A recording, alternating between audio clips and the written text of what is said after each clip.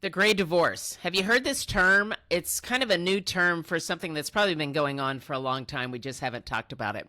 A gray divorce is when you find yourself after 20, 30, 40 years of marriage, you're in your 50s, 60s, or even 70s, and now you're divorced.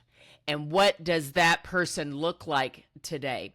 So my guest today is Freda Ross, and she is a friend who went through a divorce in 2009 and after 18 years of marriage. And today she is a facilitator for an organization called DivorceCare, and she is going to share what that did for her and how she is able to help people heal and provide hope for this next chapter in their life. This is today on Relax, I Got This, Embracing Life After 60. In today's world, older adults face major transitions like downsizing, relocating, or modifying their homes to age in place, all while embracing life after these changes. As a senior home advisor and seasoned realtor, Robin McCoy guides these decisions with care and thoughtful planning, helping create a vibrant future. Welcome to Relax, I Got This, Embracing Life After 60 with me, your host, Robin McCoy. All right, Freda, thank you so much for joining me on the show today to talk about some things that may not be that fun to talk about. Yeah, it's not a fun topic at all, but thank you for having me on your show. I really appreciate the opportunity to share. Yeah, well, and I think this is important because, even I was 19 when my parents separated and got divorced. So, so it happens, and it's been happening for a long time, but I think more people are talking about it now, so much so that it's got a name called the gray divorce. We are talking about the gray divorce, and that is for people who find themselves in their 50s, 60s, or 70s going through a divorce, which is something that you really don't want to go through at any age. And being of that age kind of adds an extra layer of, it can add an extra layer of stress to it. Well, and, as we chatted before, every marriage is different. So every divorce will therefore be different. And so everybody that is seeking support in this, their story is going to be different. Everybody's story is going to be different. How everybody processes it is going to be different. You will go through a grieving period. And just like a death, when people grieve death differently, you are going to grieve your marriage or your long-term relationship differently.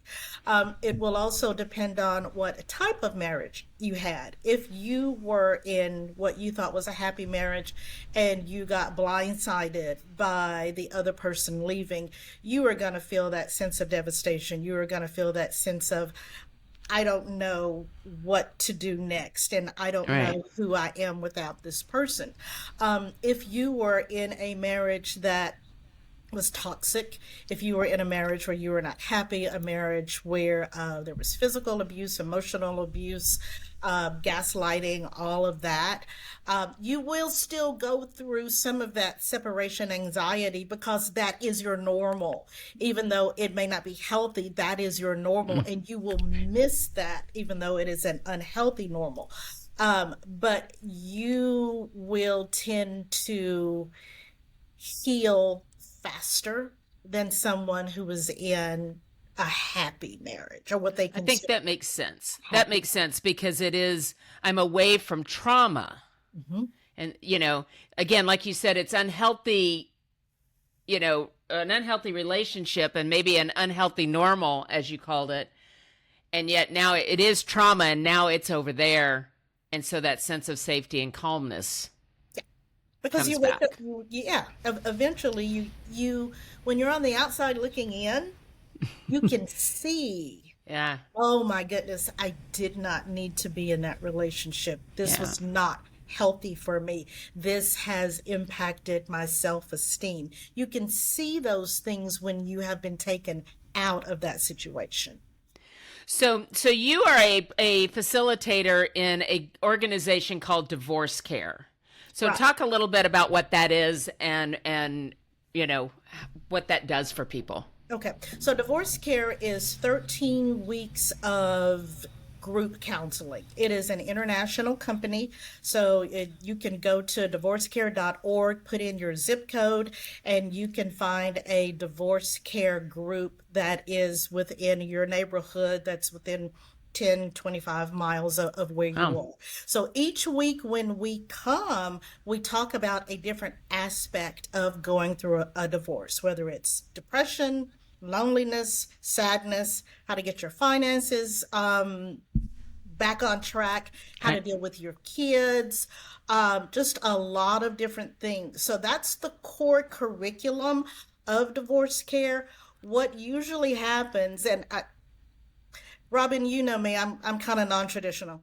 So even though there's That's why we coursework, get along. yeah, even though there's coursework and there's stuff that I'm supposed to be saying or doing, um, if we get to class and someone has had a bad week and they just need to talk it out, talk it Sure. through, then we go with whatever that person needs to talk about. And so we don't always go, we're going to talk about depression today, but we might come in and talk about something completely different. Sure. If it's someone who had their kids or their grandkids over the weekend and something happened, we might spend our entire 2 hours um, with that person, talking to them, Yeah. talking. And the great thing about group counseling is everybody in there is at a different stage. Right. No. Right. And so, what one person has gone through, they can tell you how they handled it. You can see people who are further along in their healing than you are. That gives you hope. Right. It is just it's an amazing ministry, and I had to do it after my divorce in. I have to always count it up. I got divorced in 2009. I started facilitating in 2011. And when I went through it, I didn't really have anybody who I could reach out or my family and friends, they had heard the story over and over and over and over and over. They were like, Yeah. would you get over this? Yeah. Well, yeah, right? But Yeah. that's part of it too, isn't it? It's the people that love us, Hmm. they want to love us.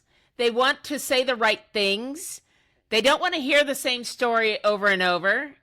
And especially if they haven't been through it, they can say, "Look, he's been gone 2 years. Can't you get over this?" Right? And they don't mean anything by it intentionally. And I've always said sometimes we need people that don't love us to help us. It's that person that comes from way right field or left field, and they go, "Hey, let's do No. this," and you have no correct. You have no emotional Yeah. attachment to that person. And the people who are in our lives, they just want to see us stop hurting, right? Yes. And so Yes. they say those things which can sometimes sound insensitive Mm-hmm. and like they don't care, but they just want to get through to us and help us to stop hurting. Yeah. Yeah. And I think that's a big part of it too, is because again, they love us and they say, well, why didn't you see that? I saw it. Well, then why didn't you tell me? Why didn't you You know, tell me? I knew you never should have married them.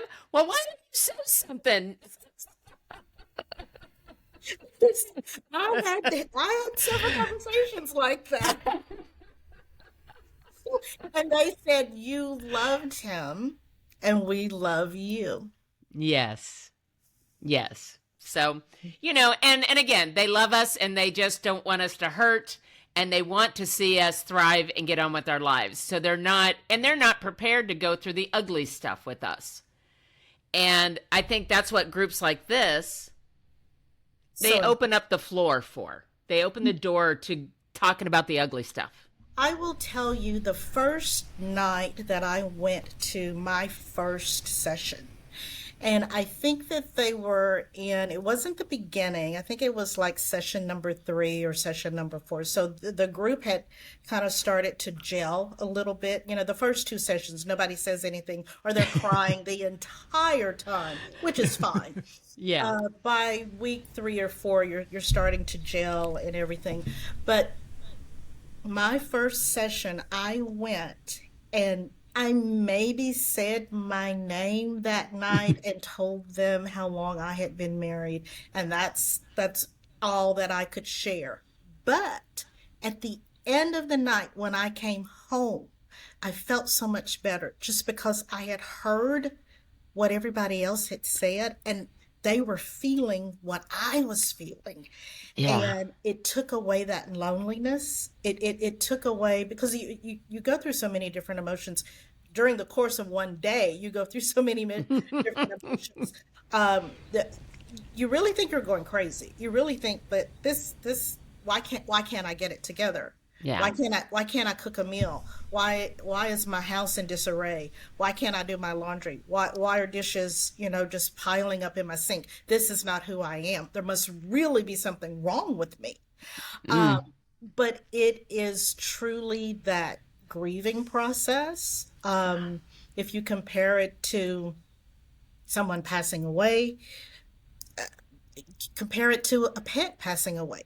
You get depressed, you get sad, you Well, can't. and it is a loss. It It is is a something loss. did die, right? Your marriage Your died. marriage died. You're married. So it is a loss. Yes, yes.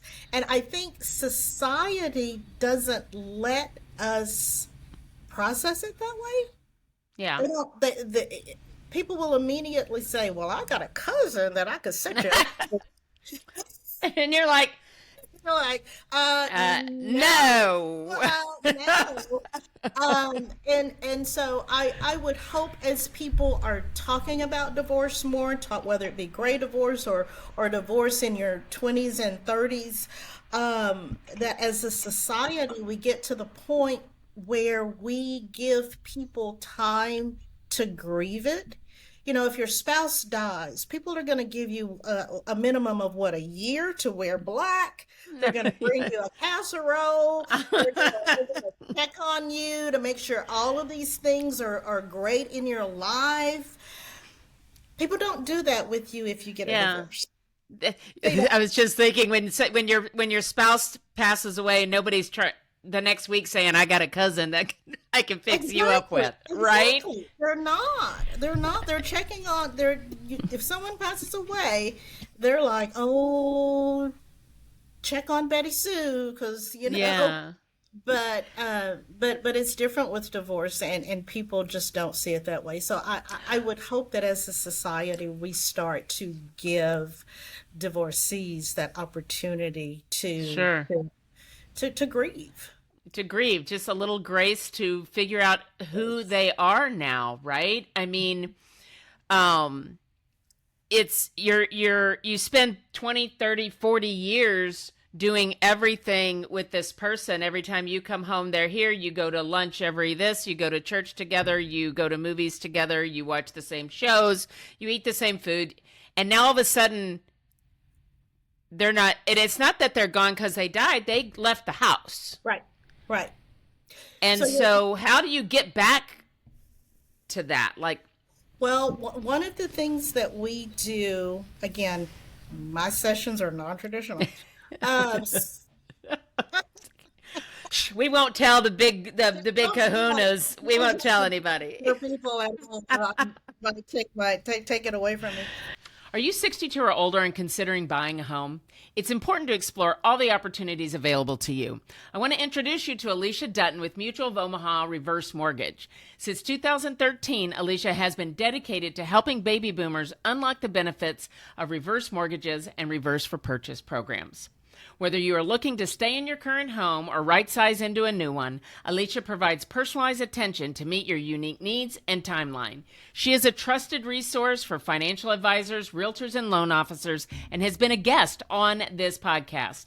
She is ensuring you are educated and empowered every step of the way. Discover the possibilities with Alicia Dutton today. But what I like to do with people is challenge them to remember who they were before they were a wife, before they were a mom, before they were or a husband, or a dad, Right. or a grandfather, because men do go through divorce care as well. Yeah. Think back to when you were 18, 19, 20, 25. What were your hobbies? What things made you smile? What things brought you joy? Because you're still that core person. You are Yeah. still that core person. So if you played an instrument, if you liked to work in the yard, if you did pottery, if you painted, if you did all of these things, those things are going to bring you joy. You want to journal, you want to fish. I have, there is a lady who went through the course several years ago. Every time I reached out to her, she's somewhere fly fishing. And I'm like, what? What? She's sending me, you know how people will hold up the picture of the fish on social media?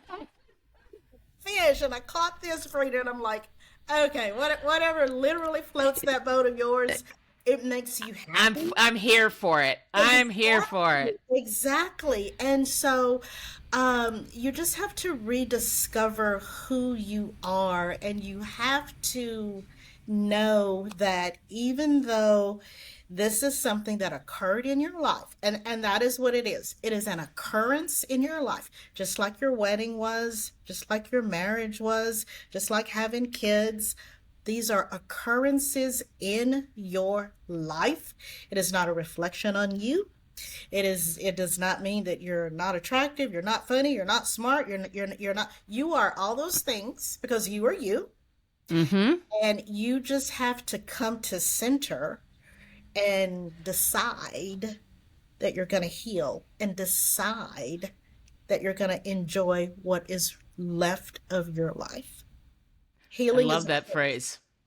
It's a choice, right? It's a And choice. you have to decide that, I'm not gonna just sit in this house by myself and not do anything. This is not what I want to do. I've got another 30, 40, 50 years in me.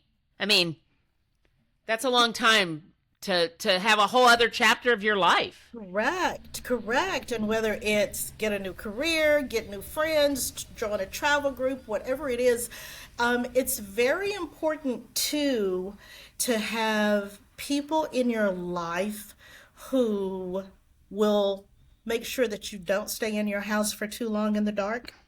Yeah. You really have to. I was married for 18 years. So, That's a long time. that's a long time, and was with him for 20 years. So that was, we grew up together, right? Yeah. Yeah. And so I had to relearn how to be single. And I had a couple of girlfriends who one was divorced and one had never been married. And I met them in my singleness. We were in a group together.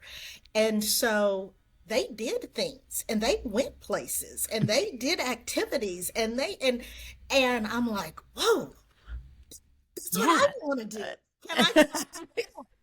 And they literally, I say that they literally taught me how to be single again. And Interesting. to And live single 20 years older. wiser. Wiser, right? Wiser, right? Wiser. Yeah. Yeah. Yeah. So you have to work at it. It doesn't just come. You It need a just support and so many things in our life, right? We need a support system. We need friends. We need, people around us. And again, people that will say, all right, let's go. You're coming with us. No, I don't feel like it. No, I really think you need to come. right, right, right.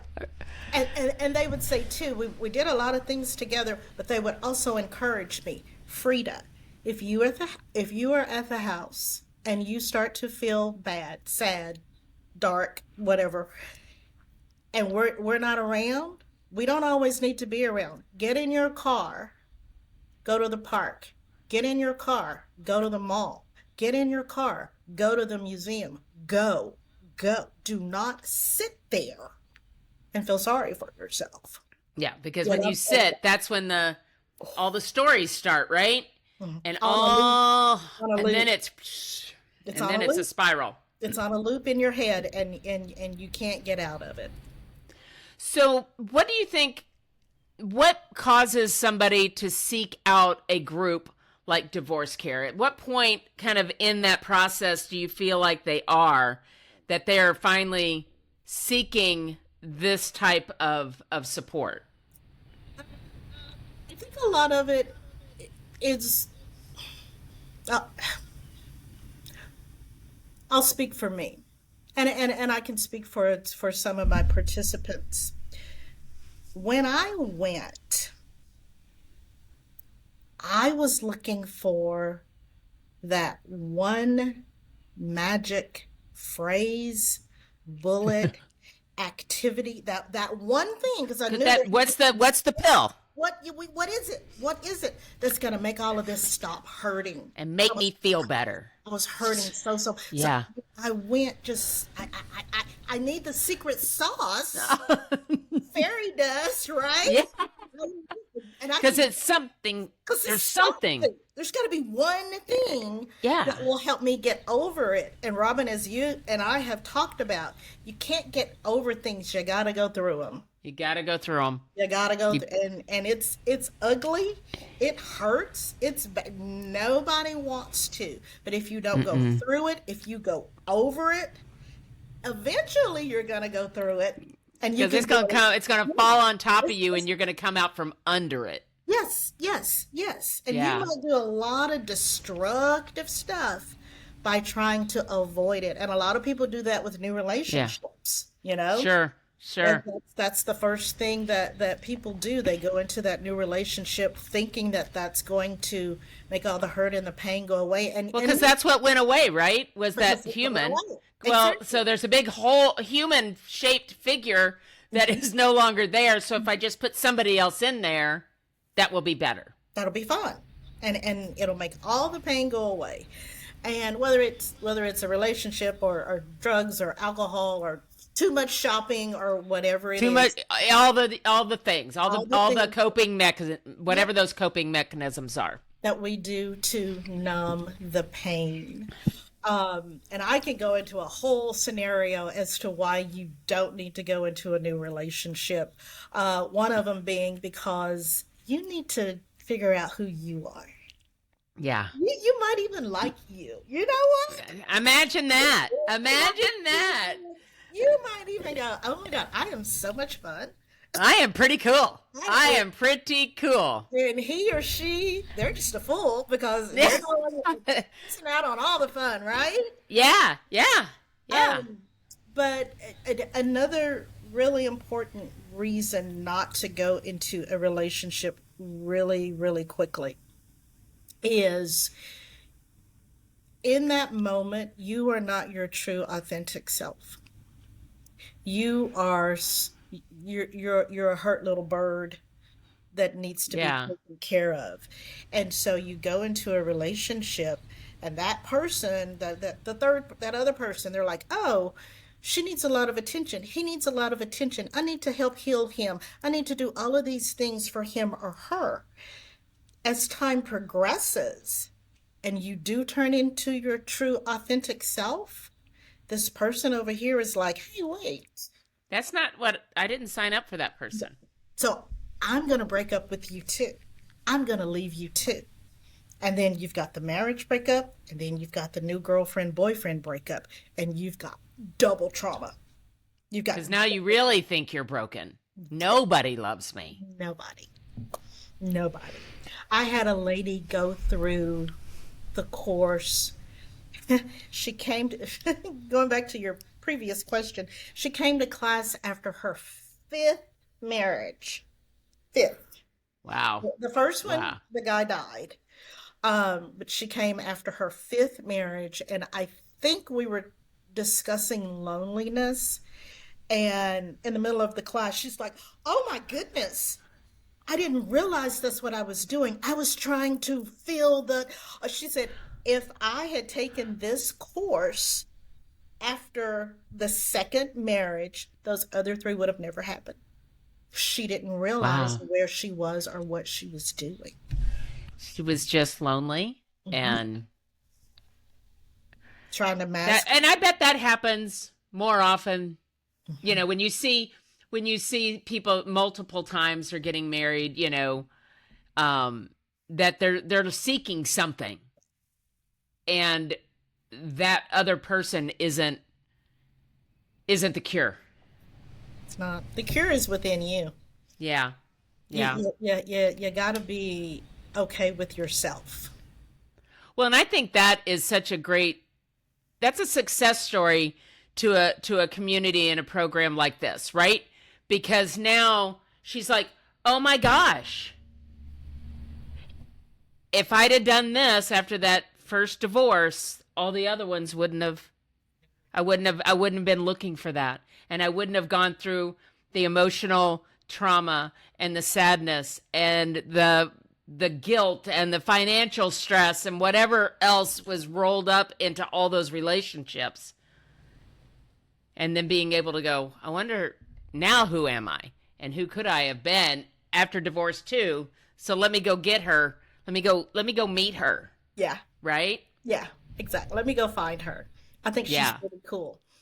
Yeah. Yeah. Yeah. Yeah. Well, and so, you know, and I've never been divorced. I got married for the first time in my 40s, you know, so I've got a different perspective on all this other than, you know, my parents got divorced when I was 19 after about 19, 20 years of marriage. So I saw that. But I would imagine it's difficult for people to say, I need a support group over this. I bet that, do you think that's difficult? You know what? I would imagine years ago, yes, but we are changing so much as a society. We were going in that direction already, and then especially after the pandemic in 2020, when people started talking about their mental health, Yeah. their Yeah. emotional health. And so seeking out help is not as taboo now as it used to be. Yeah. And I think that's amazing and great. And It is amazing. It it's is going to amazing. save our world. Exactly. And still there are some pockets of people who don't want to get help. But Sure. seeking out help now, it has been more normalized. And since it is more normalized, I think that more people are saying, hey, I'm struggling with this. I'm having a problem with this. These thoughts that I have, I should not be having. Yeah. And unfortunately, people don't always know where to go. That's part of Right. the problem is our people will think that seeking out help is expensive and I can't afford a psychiatrist. I can't afford a psychologist. And so that will keep them from seeking help. But I think that it may be a fight that we're winning. Yeah. So Yeah. to say it's okay to have someone to talk to. Yeah. And, you know, and again, it's, you know, I think it's so important often that we have somebody that doesn't love us so that they can be, so we get honesty. Not that people that love us are being dishonest, but they don't want to hurt us. And so they pull some punches sometimes, right? And I think we have to be able to be vulnerable in front of people that aren't going to go and tell our cousin, sister, friend, brother, Right, son what I said. right. One of the things that's so funny that if I run into someone who has gone through the course or they're sending me pictures of fish or whatever, and they will say, Frida, I remember when you said to me blah blah blah, and it honestly I recoil because it sounds really rude. And I'm like, did I say that? I'm so sorry. But I tell people like it is. Like, why are you still Yeah. in contact with her? She did X, Y, and Z to you. What makes you think this time is going to be different? Why are you letting him come to your house and pick up his mail? It's called a change of address. Change Yeah. Yeah. change Yeah. it. And sometimes it's comments like that that make people go, "Oh, I am still holding on," because they don't realize they're Yeah. holding Yeah. on. And they are holding on, right? You know, well, they need to change the address. No, you could do that. You can do that. You could do that. Or if you don't want to go to the post office, put no longer here and put it back in the mailbox and let Yeah. the postman pick it up. No longer at this address. Gone. No contact. No contact. Because it's like ripping that band-aid off every time you see him or her. Well, and I'm sure that if you are, because you are hanging on, right? So now it's like, well, I've got a stack of mail for you. Yeah. We Are One Heart is a 501c3 nonprofit organization dedicated to bridging the gap between the needs and resources of low-income seniors and veterans. Rooted in compassion and love, our mission is to provide housing, living assistance, and access to critical resources that ensure dignity and support for the elderly in underserved communities. At the heart of We Are One Heart's work is the belief that every individual shares a common humanity, a heart connected through love and care. We are committed to creating a future that honors those who have shaped the past by offering programs and services that enhance their quality of life. For more information or to donate, visit wa1h.org. That's wa1h.org. And then every time they come and they pick up the mail and they leave, your heart breaks again. Yeah. Because Yeah. you thought that he or she was going to walk in and go, like it's some What was I thinking? rom-com. You're thinking, Yeah. you're hoping you're living in a rom-com, and you're not.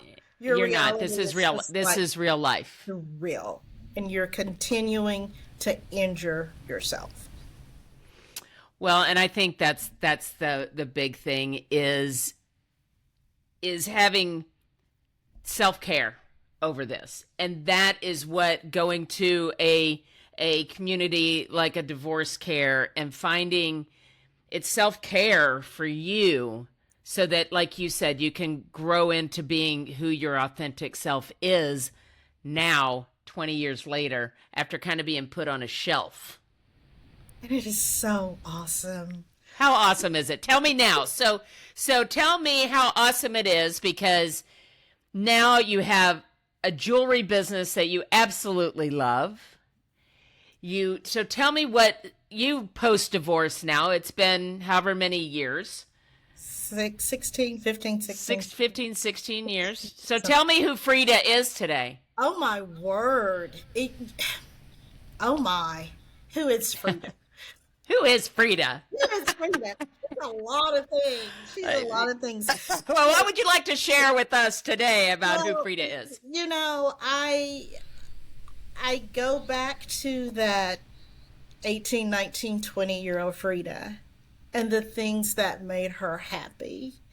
And it is, yeah, I have a handmade jewelry business that has just flourished throughout the years. And ironically, the jewelry is how it was part of my healing process, because I could get in there and I could bead and not think about everything that was going on. So I have the jewelry. I love theater. I'm back involved with the theater. That was something that I couldn't do because, I'm juggling a job in your life and my life and all. And when my marriage was good, it was good. Your marriage is good until it's not. Right. And so, all the things that I compromised with or gave up, I was fine with that. I was not in a bad marriage. I was one of those people where it took me a while to get through it, because I was just like, totally, where did this come from? But I have given myself, and it takes a while to get here. I don't want to sit here and say, like, in a year or 2 years or 3 years, right, you're going to be where I am. It has been 16 years for me. And I still have moments where I get ambushed by my emotions. I'll hear a song. Those darn emotions, they just... You're having a good day. Yeah. Yeah, I still get ambushed by those emotions. But you know that you are healing when you don't stay there for as long as you did before. You don't lay in the bed and look at the ceiling fan go around all day. You just do it for a couple of hours, and that's fine, because you do have to acknowledge those emotions. Yeah. And feel them, and healing is a choice. Say, I'm not going to stay here. I'm going to get up and go. But yeah, so jewelry and theater and traveling and friends and opening up my home and having friends over. I love to cook, and I quit quit my job a couple of years ago. I mean, I'm off the rails. I'm completely, but yeah, that was a great quitting, not a great divorce, but a great Yes, great quitting. yeah, it was a great quitting. And so I work from home now. So I'm able to cook, right? And I love to cook. And so I have friends who are still in the workforce. And just out of the blue, sometimes I'll be like, okay, I have cooked XYZ, dinner at 6 o'clock. Bring something, don't bring something, I don't care. Come if you want. Yeah. On a Thursday, I'm having a dinner party because I can. And 'Cause you can. because my life is just so it's so freeing, and I have accepted myself with what before I saw as flaws because I was gaslighted, you know. Yeah. I saw those as flaws, and I took some of those things with me for years. Sure. When you're being gaslit, you don't know you're being gaslit. So Yeah, that's that, kind of the definition. you don't know you're being controlled that way. And I say that because I reference back to I was in a happy marriage, and I was because You were happy. when you're out of it, like we said earlier, whatever you thought your normal was, when you're out Yeah. of it, you see. And so what I saw as flaws those first few years when you blame yourself for what happened. If Right. I had been taller, if I had been thinner, if I had been, He would have stayed or she would have stayed. Yeah. No. Yes. Yes. Yes. so all of those flaws that I thought I have, I like absolutely love them. I'm like, look at you, you're 4'9". Oh my God. You're And she really is 4'9". Just she really is. I really And I am 5'10". So when I first met her, it was like, whoa. It's like, what? What's happening here? Yeah. So, yeah. So, I accept the fact that I'm fun size and I move on with it. It doesn't bother me. It's like, so life is I good. love that. Well, and I love what you said about, the grief comes, those dang emotions will show up. And, I always think emotions are like the beach ball that you try and push under the water in the swimming pool. And you can hold them there for a while, but son of a gun, they are going to come up and hit you in the head. Yeah, they So are. if you don't feel them when you need to feel them, they're going to do that when you're like with a client. Yes. Or you are on, doing something else, and all of a sudden it hits you, and now you're crying in the most inappropriate And places. people are like, are you okay? Yeah, and you're like, I'm fine. I'm fine. I'm fine. I'm fine. The emotion, this is the beach ball just popped up and smashed you in the mouth. Water, yeah. Yes. Didn't you see it? It hit me real hard.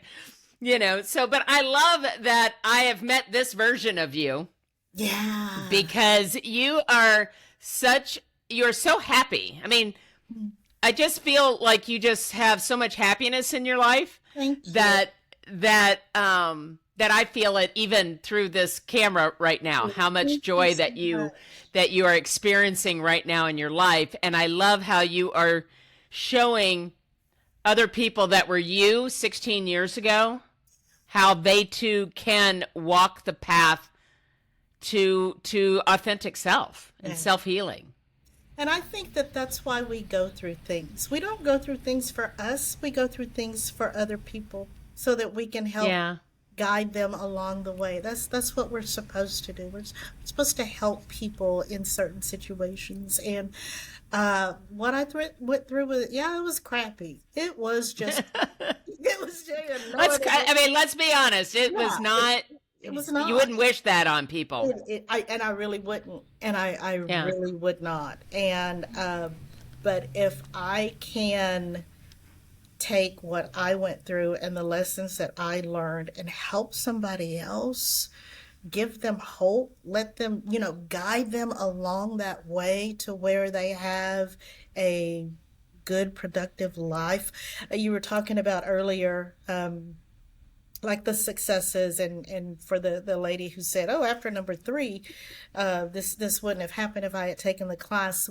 The last session that we went through, there was one of the guys in the class, and he said, I'm gonna be a facilitator. Now that is huge. Huge. yeah. Huge. He's like, yeah, I think I want to do this myself. And That's awesome. that was huge. Well, and as a facilitator of a group, that's got to be like, it's like your little chick has flown the nest and has succeeded, right?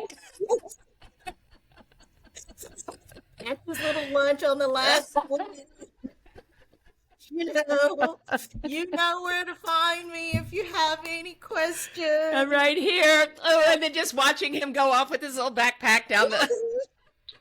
Thank you, Miss You're like the little toys in Toy Story when the little boy goes off to school and they're all just kind of standing there. Like looking there, like, are you okay? Are you coming back? So yeah, that meant a lot to me to hear him say, yeah, I think I want to be a facilitator. I think I want to help other people. It's like, oh, I love that. Right? I love that. Yeah, because that's winning, right? That's winning. Definitely. That's winning for you, and that's winning for him. And it's also winning for all the people that he has yet to meet. Yes, exactly. Love that. I love too. that. Yeah. Okay, so how can we, find out more? If they have questions, can they call you? If somebody is finding themselves in a predicament like this? You can go to DivorceCare.org, put in that zip code, and it will show you a course that is close to you. And again, it's international, so somebody is going to be, and they have, if you don't feel comfortable at an in-person class, they do have online sessions. Oh, that's good. Yeah, that's nice. So that can fit into your schedule, whatever your schedule is going to be. And I would just say, reach out to someone, and reach out to someone who has gone through a divorce, because they will understand your emotions better than someone who has not gone through it. There you go. I think that's good words of wisdom to end on. So thank you so much for coming and sharing, your experience. And, showing, you've shown some vulnerability here, right, with your own situation, but also how you went through it and where you are today. Yeah, and it's interesting because there's a lot of shame associated with divorce, because you look at other couples and you go, why couldn't mine stay together? Or are people going to think it was my fault, this, that, whatever? And I went through that, and I did not want to share my story. I did not want to be a facilitator. I didn't want to be a facilitator. My facilitators encouraged me to do it. I'm like, I don't want people to look at me and think, oh, no, that's that divorced lady. But ironically, strangers started coming up to me and telling me, I'm like, oh, okay, I think I'm supposed to do this. But right. I see my own progress in the fact that I can sit here and tell you my story. Yeah. And not be embarrassed, not be ashamed, not be emotional, not cry through it. To me, that's how I gauge my healing. Right. Yeah. Yeah, that you can talk about it without breaking into tears and you can share it honestly. I think that's huge. Yeah. So, well, congratulations on your healing. Thank you very much. Thank you for having me and letting me share. Well, thank you. I am so glad that we are now friends in this world, because that was hard to come by. That was really hard. And thank you, folks, for tuning in to another episode of Relax, I've Got This, Embracing Life After 60. Make sure you share this episode with those folks in your life that you think it might help out a little bit, and subscribe so you never miss another episode. I'm Robin McCoy. This is Relax, I Got This, Embracing Life After 60. We'll see you next time. Thank you for tuning in to Embracing Life After 60 with me, Robin McCoy. This podcast is produced by Jen Sariano, with special thanks to the amazing team at Relax, I Got This. You can find more episodes on YouTube and wherever you listen to your favorite podcasts. If you've enjoyed this episode, please subscribe, follow, and share to help us spread the message. Until next time, keep embracing life to the fullest.